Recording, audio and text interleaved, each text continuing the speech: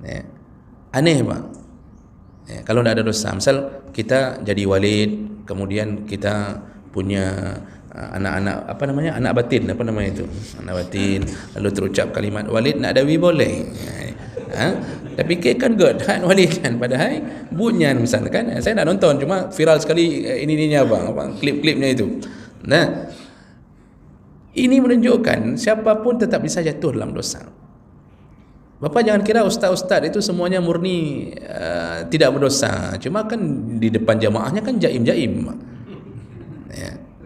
Depan jamaah kan jaim-jaim, maksudnya ya jaga-jaga roh lah, habis itu puaib oleh jamaah kan begitu. Semua kita memang punya sifat itu. Nah, jadi kemungkinan untuk berdosa itu hal yang wajar. Maka Allah sangat memaklumi di saat kita berdosa. Tetapi yang Allah tunggu adalah setelah berdosa engkau masih merasa hamba-Ku atau tidak.